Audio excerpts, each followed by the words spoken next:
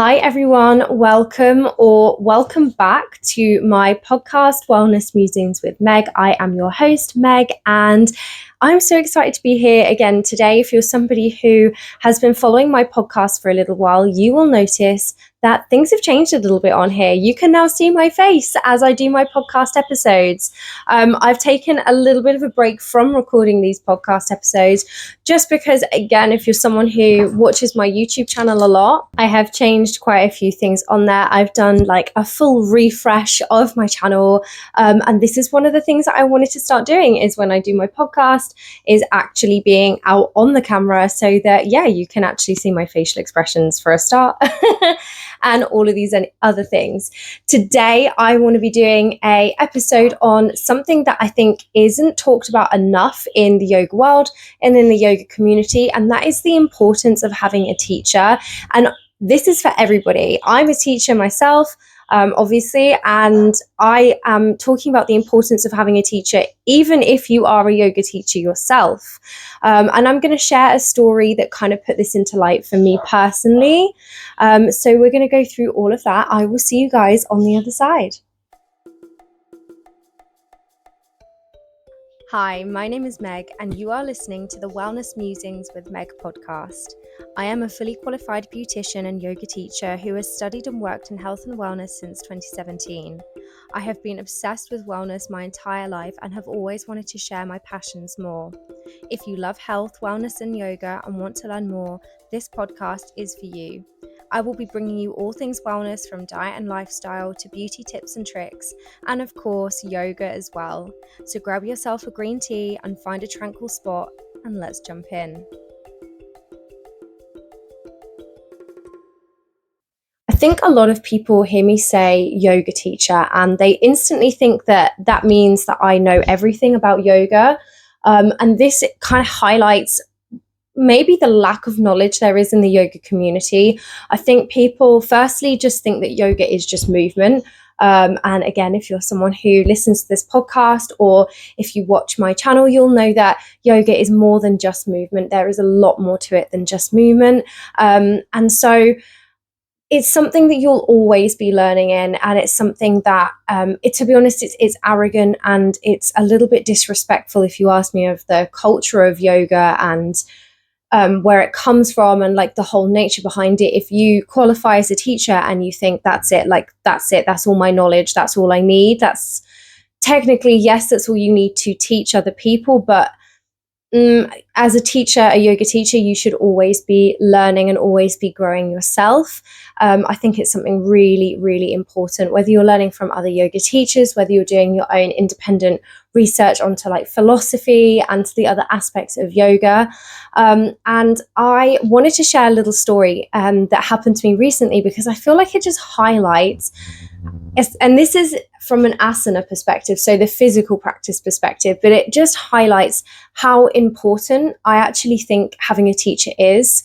And like I said, this is just the asana practice. I think learning like the philosophy and your pranayama and more of the meditations, you definitely should be seeking some sort of insight and guidance from a guru of some sort or a teacher of some sort. I know it can be easier said than done, but actively putting the effort in to learn it and to continue your research is really important. But this story is what happened to me recently. I have moved away from my childhood town, and in my childhood town I had my teacher who was teaching me for a good few years, and then I had to move away. When I moved away, I honestly felt like because my teacher from where I was from was so good, that there was two reasons why I didn't carry on yoga classes. I couldn't obviously carry on seeing her because she was so far away. I would occasionally go, but when I was there, but I wasn't going weekly or even twice a week. I used to go twice a week when I lived back in Norfolk. So that was the first reason that I stopped seeing her. And then here I felt like there was no teachers that really clicked. I was very blessed in that where I was from, my teacher is fantastic. She's such an amazing teacher and really, really good at teaching perfectly, like faultlessly.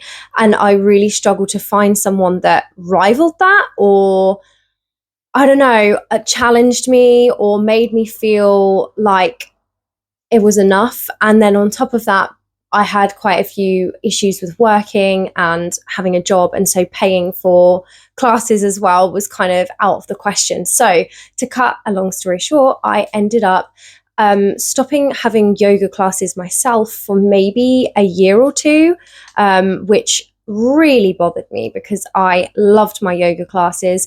I still carried on doing my own research in things like the philosophy of yoga and the history. But as far as classes were concerned, I was then not doing classes anymore. And yeah, so it had been quite a while since I'd gone to have any sort of like anybody actually check what I was doing. And although I was teaching like twice a week, and when I teach, I do really look at my own posture in the mirror and things, but there are things that I was working on. Like when I teach what I feel comfortable teaching.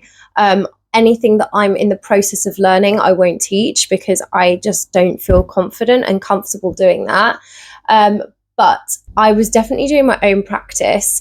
And when I then went to a workshop, I started doing everything that we were doing. So basically, I was doing a forearm balance workshop. So practicing pincher, maybe going into like your scorpion pose, but the forearm balance was like phase one. And I was like, I've got this. I can do this. It's fine. Like I self-taught myself, like I can do this. Boy, was I wrong. There was so many things. I got into so many bad habits, and everything that I had been teaching myself, I had been putting bad habits into practice, and it set me back because not only am I now having to practice as if I'm a beginner in this pose, but I'm also practicing as a beginner who's put in a lot of bad habits for a long time.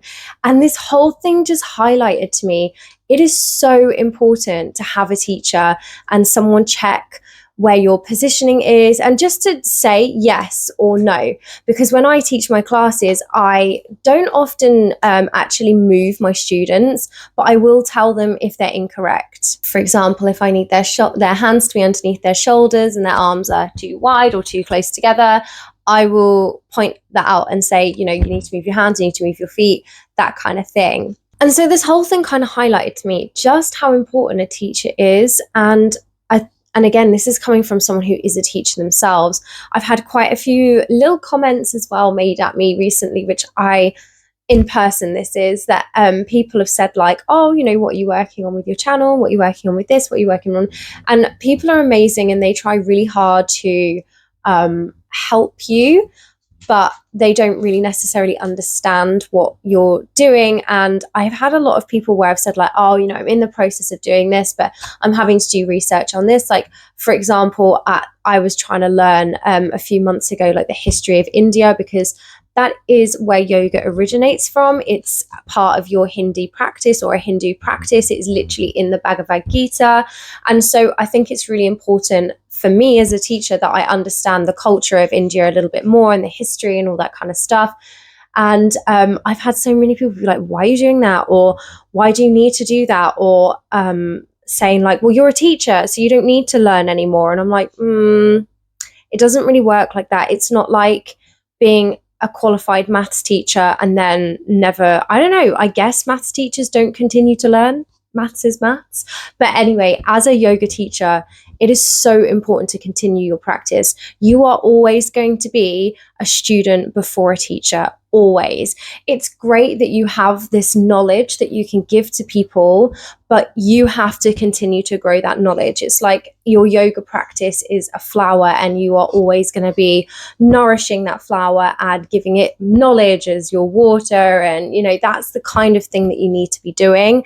And so this whole thing just made me think I really should do a podcast episode just talking about how important it is as a teacher or as a student to like branch off into other areas. I do think it's important that you kind of learn where yoga comes from and its philosophy and the other parts of yoga other than the asana, because it will change your life. It's amazing. But also, as a teacher, how important it is to continue your practice and continue your learning, because you never, ever, ever stop learning ever. And that's the beauty of yoga. Like, you'll never learn all of yoga in one lifetime.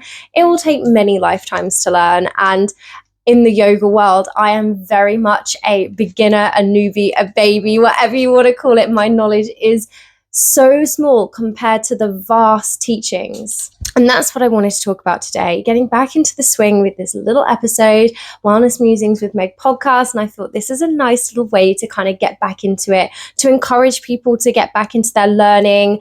And I do want to start bringing out some more philosophy information on my channel. And if you guys do have any questions about like where you can get some good knowledge on philosophy of yoga and learn more about the culture, and where you want to learn about different things, seriously, comment. It's amazing. I really, really want to be able to help you learn all of this stuff, because I think it's super important, and sharing knowledge is one of the best things we can do for each other on this channel. So yeah, I hope you guys enjoyed this episode, and I look forward to having a chat with you all again soon. Thanks. Bye.